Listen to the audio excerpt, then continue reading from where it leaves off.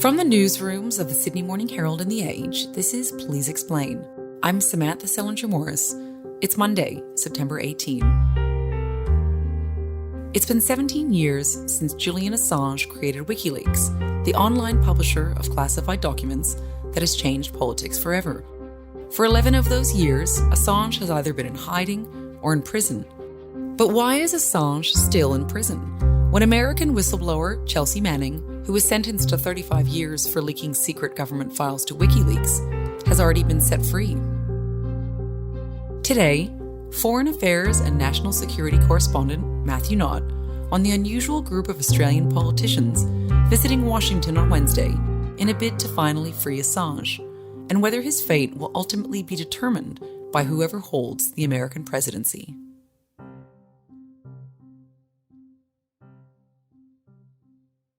So, Matthew, this case is a long and winding one. Can you remind us, what are the charges that Julian Assange is fighting? Where is he now, and how did he get there?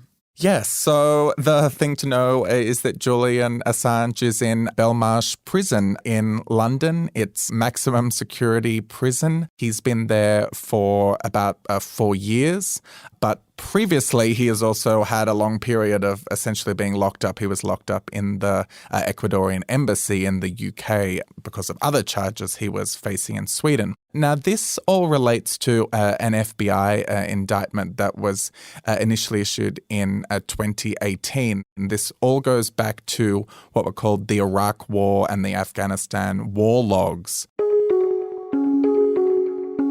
which were put out around 2010, 2011. These stories started coming out that most people will remember, including the famous collateral murder video of a Reuters journalist being shot in Iraq. Hotel 26, Crazy Horse 18, have 5 to 6 individuals with AK-47s. Request permission to engage. Let me know when you gather. Or shoot. Light them all up. 02 traffic 260. Come on, fire. Lots of confidential State Department cables from America, lots of very newsworthy stories about the Iraq and Afghanistan wars. It was the biggest leak of secret government files in U.S. history. One of the largest compromises of classified information in the history of our country. Classified battlefield reports from the wars in Iraq and Afghanistan, passed on to Wikileaks. And the leaker of that information, Chelsea Manning, was charged and went to jail and then was granted clemency, essentially, by Barack Obama. But the Trump administration decided to charge Assange over this. That he conspired with Chelsea Manning to hack computers and publish classified documents and data related to the U.S. war effort in Iraq. They're using the Espionage Act mostly, which is quite unprecedented for him as a publisher, for him to be charged under this act. It's something you'd associate it with spying, people leaking secrets. He's not the leaker, he's the recipient of the information. He says what he's really been doing is journalism that is done every day by outlets like the New York Times. It's been reported that Wikileaks, your baby, in the last few years has released more classified documents than the rest of the world's media combined. Can that possibly be true? Yeah, can it possibly be true? It's a worry, isn't it? That the rest of the world's media is doing such a bad job that a little group of activists is able to release more of that type of information than the rest of the world press combined. How does it work? How do you... And the Trump administration, now the Biden administration, is seeking to extradite him to America to face these 18 charges, which all up have a maximum sentence of 175 years in prison.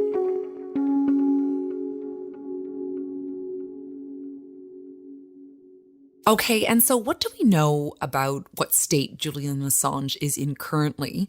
Because his lawyer, I believe, has argued that his imprisonment and his treatment has amounted to cruel and unusual punishment. Yeah, this is the thing that Julian Assange's supporters, his legal advisors, and particularly his family members, who I speak to quite regularly now, really do come back to a lot is simply his health condition. They say that he's deteriorated quite incredibly over recent years in jail in terms of very, very serious mental health issues, in terms of nutrition as well. How much he's eating in jail is a worry for people. His supporters are saying they don't know how long he'll actually be able to last there, and particularly how he would be able to cope with an extradition to the United States. They described this essentially as a matter of life and death for him. And, we don't have many photos of him at all, but the few photos that we have seen in recent years show the quite stark physical transformation that he's undergone in recent years.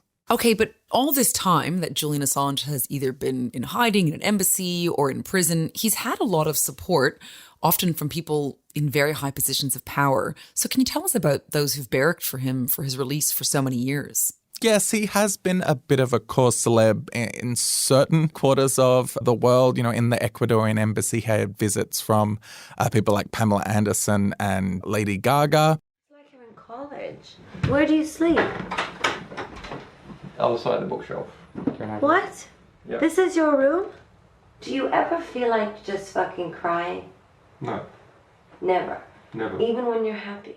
In Australia, traditionally, there has been a bit of a partisan split on this in recent times because when Labor was in opposition, Anthony Albanese was the opposition leader, he was quite clear that he thought the Assange case should be brought to a close. He said enough is enough and made clear that in government he would pursue this issue, whereas the previous Morrison government, they were seeking consular access for Assange for him to be treated well, but they weren't actually trying to intervene in the legal processes. They said that was a matter for the United States. And until quite recently, Peter Dutton was saying that as well. He said Assange is facing serious charges and it should be allowed to play out. Peter Dutton has changed his tune. And so essentially we have bipartisanship in Australia on this. Peter Dutton has said he agrees that it's time for this case to be brought to a close.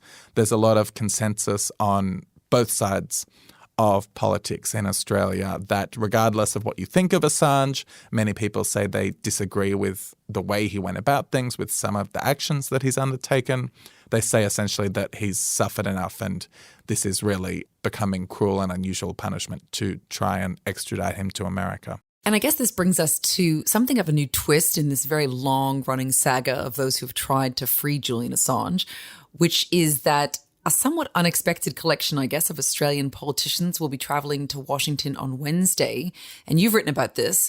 So what are they hoping to achieve? Yeah, this is really a new tactic in this campaign that the pro-Assange lobby is running, really. They've done lots of courting the government, trying to pressure the Albanese government to do things about that. There's been a meeting earlier this year with US Ambassador Caroline Kennedy. And what we're seeing now is a bit of a different tactic.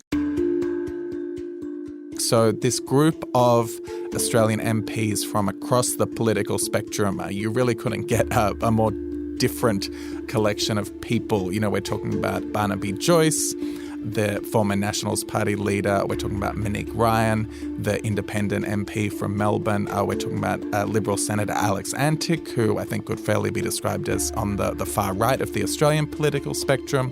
You have two Greens leaders who are more on the far left.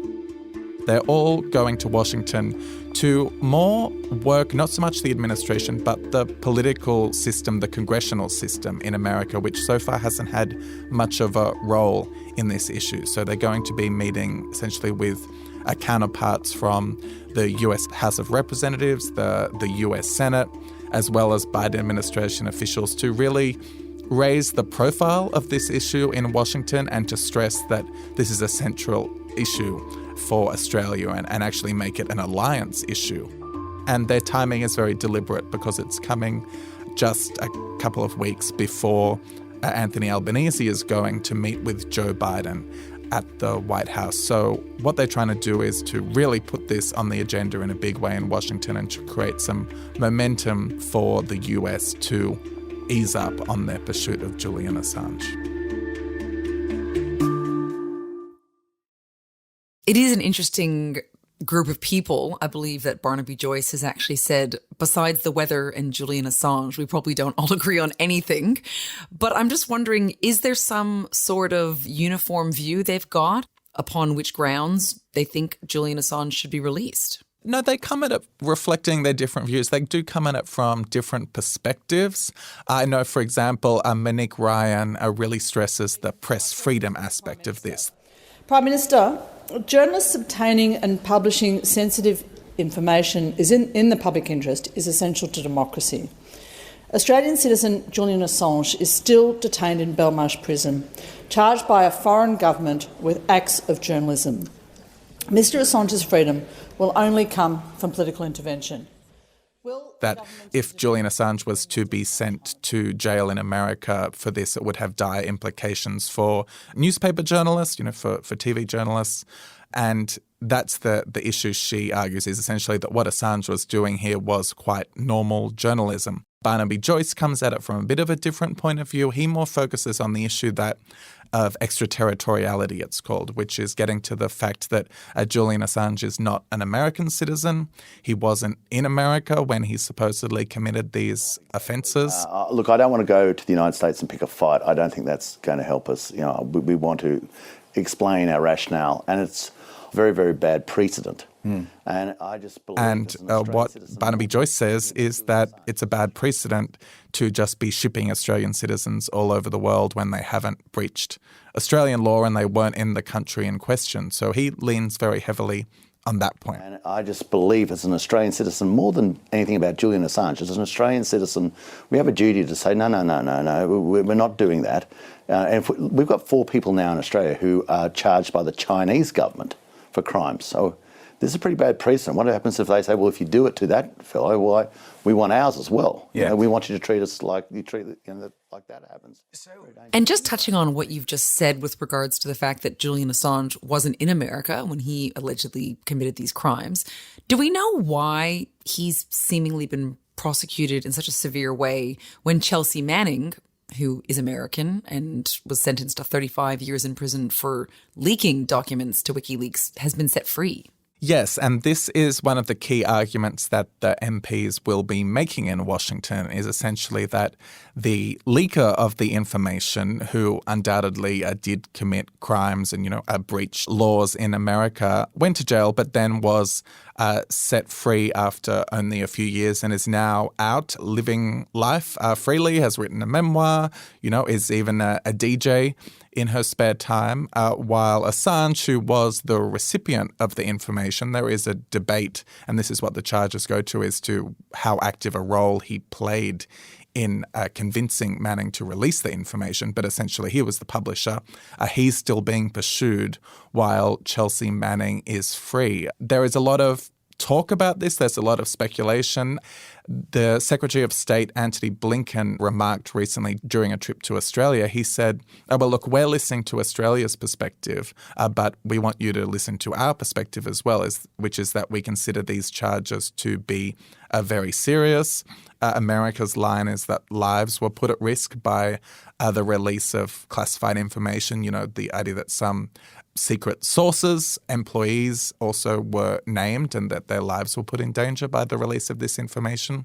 Now, Assange and his supporters have always denied that fact. But yes, there is a view, I think, in parts of the US national security establishment that it's important to make an example of someone like Julian Assange so that something like this doesn't happen again. And so what do you think the chances are that this political delegation of Australian MPs might actually succeed?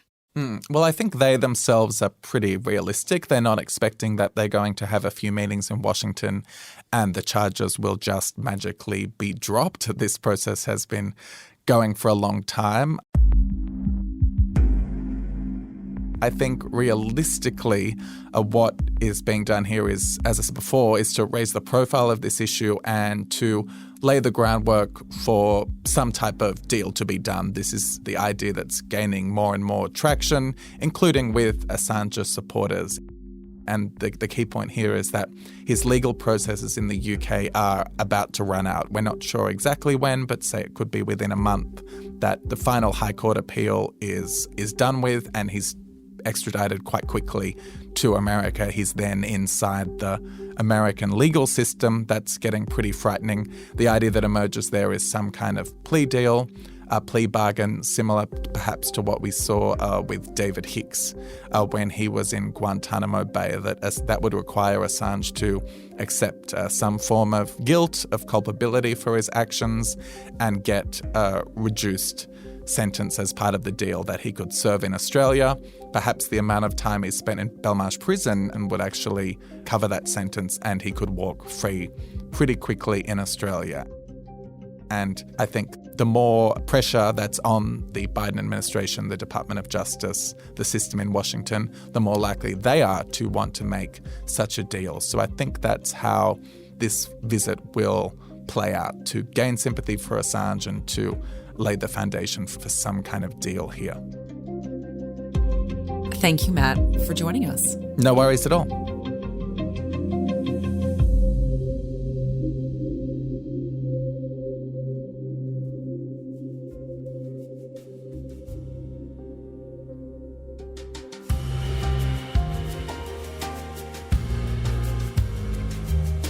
Today's episode of Please Explain was produced by Julia Carr-Katzel, with technical assistance by Debbie Harrington.